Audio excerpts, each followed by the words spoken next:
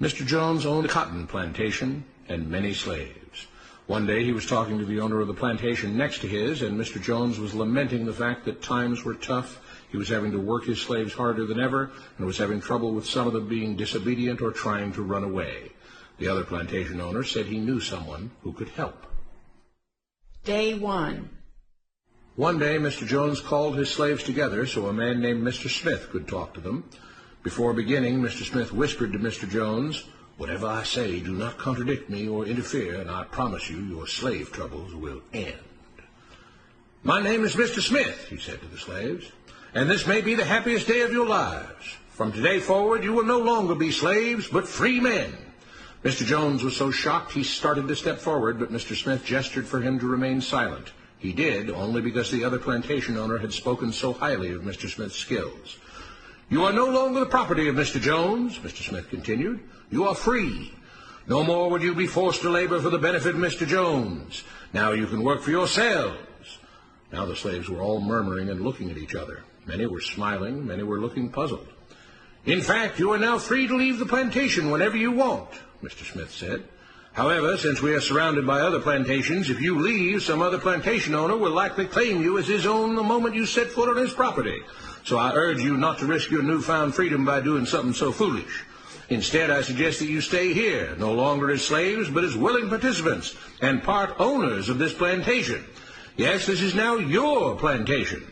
Mr. Jones bit his tongue to keep from objecting. "For now, we might as well leave Mr. Jones in charge," said Mr. Smith, "since he is the only one with any experience at running a plantation, which is quite a complicated thing to manage. But he will no longer be your master, but just another worker on the plantation. In fact, he will now be using his organizational and management skills to serve you.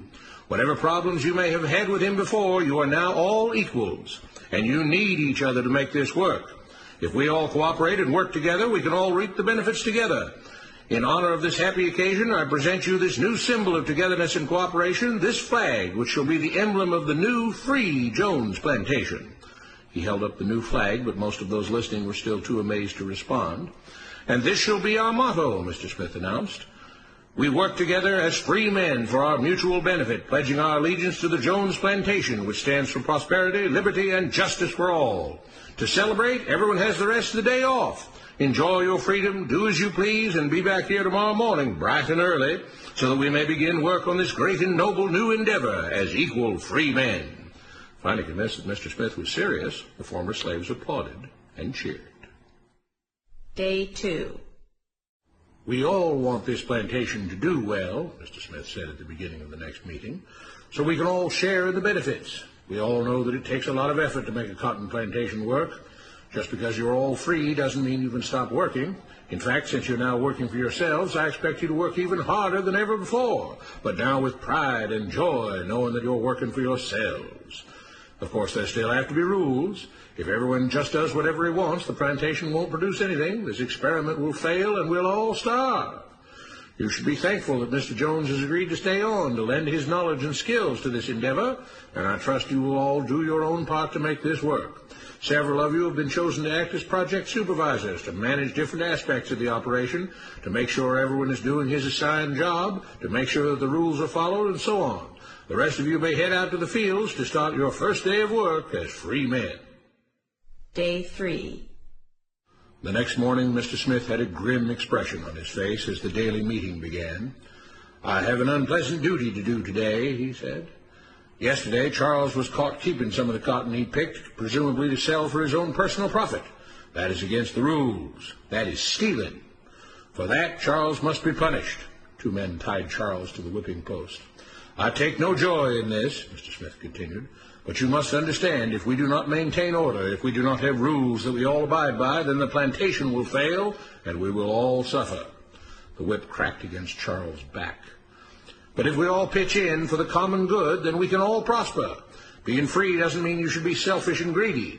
We must each do our assigned duties and obey the rules, and then we can all benefit, and each of you will receive your appropriate share of the profits." A young man named Samuel stepped forward. "But if you and Mr. Jones decide the rules and whip us if we disobey, how is that any different from what we had before?" "How can you say that?" Mr. Smith asked. "I'm shocked. You were a slave before, and now you're free. Things still need to be managed and organized by those best qualified to do so. Do you know how to run a plantation, Samuel? Well, no, he answered. But if we're free, why do we get no say in what the rules are and how things work? I'm surprised at your ingratitude, Mr. Smith answered. None of you know how a plantation is run, so you're in no position to be making decisions about how things are done here. You don't seem to appreciate all the things that Mr. Jones provides for you, from protecting you from all the outside threats you know nothing about, those who would come here, capture and enslave you, if not for Mr. Jones' protection, to making sure that you all have food and housing, tools to work with, that you're cared for when sick and injured, and so on. There wouldn't be a plantation at all, no cotton to pick, no land to plant and harvest, if not for him. You should be grateful that he's made possible the level of comfort you now have. Your lives would be far worse if not for him. Nevertheless, as free and equal participants in this endeavor, from now on at each meeting, any worker may have 2 minutes to ask questions or voice suggestions or complaints. With that, the workers all seemed satisfied and headed out again to the fields to pick the cotton. Day 4. I have a big announcement, Mr. Smith said as the daily meeting began. Mr. Jones' cousin is here, and not just to visit and see how our project is coming along. It has been decided that from now on, you will be deciding who will manage the plantation. Of course, this job can't be done by just anyone, but every 3 months we will have a special meeting at which all the workers will vote on whether we think Mr. Jones should run the plantation or whether we think his cousin, Mr. Johnson, should run the plantation. That means that ultimately you are in charge because you will be deciding which man you want running things on your behalf. If you don't like the way things are being managed, you now have the power to change it. Amazed and pleased, the workers headed out again to the fields to pick the cotton. Days passed, months passed, a year passed, and the plantation continued to operate as before. Sometimes Mr. Jones was in charge, sometimes Mr. Johnson was in charge, but the day-to-day routine stayed exactly the same. The workers worked hard, long hours every day, and still had little to show for it. Every day the meeting would begin with them all reciting the Jones Plantation motto, "We work together as free men for our mutual benefit, pledging our allegiance to the Jones Plantation, which stands for prosperity, liberty, and justice for all." One day Mr. Smith announced, "Samuel is asked to say a few words this morning, and whatever the rest of us may think of his ideas and opinions, we are all free here, and that means we are all allowed to speak our minds. So, Samuel, you have 2 minutes. Begin." Samuel stepped forward, looking scared. "I was excited when all this started," he began, glancing nervously at Mr. Smith and Mr. Jones. "But don't you all see what's happened here? Nothing's changed. We're all still slaves." There were grumbles of disagreement from the crowd.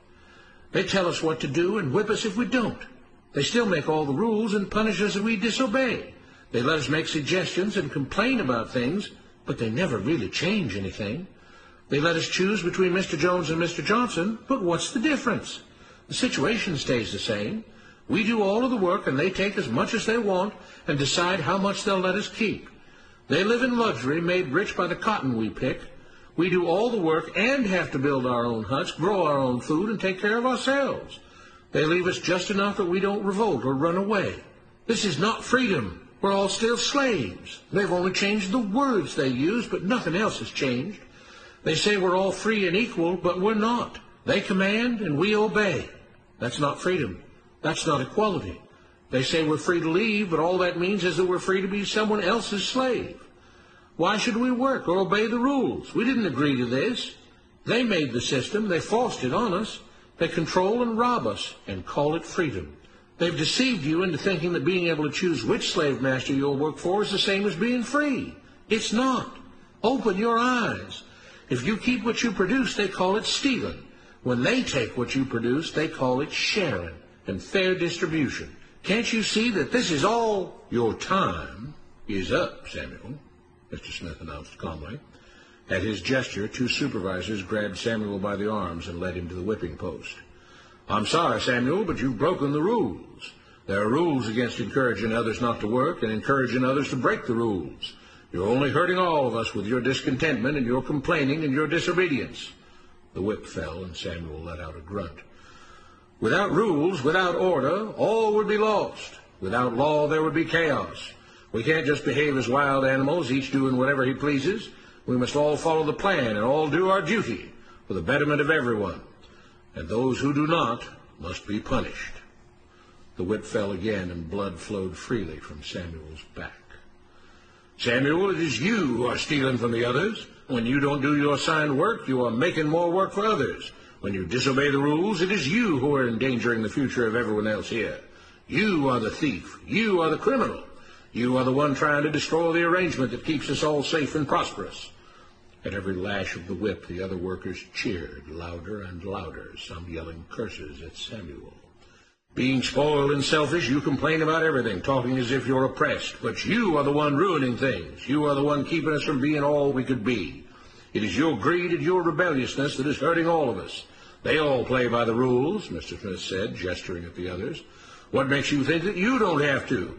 You think you're above the law? There were loud yells of agreement as the whip fell again. We must maintain order, Mr. Smith proclaimed, to make this plantation great, to make it so that we can all be happy and prosperous. To have the society we want, there have to be rules. We all have to contribute our fair share to this great endeavor, and we cannot tolerate actions and attitudes that seek to undermine the amazing things that together as free men we have achieved and will continue to achieve. Mr. Jones was smiling as he gave Mr. Smith a pat on the back. The crowd was cheering so loudly that none of them had noticed that Samuel had died. What you have been taught about government and politics is no more accurate or reasonable than what Mr. Smith taught the slaves. If you're ready to look through the veil of rhetoric and propaganda to see the reality beneath, get a copy of The Most Dangerous Superstition. It will change the way you see the world.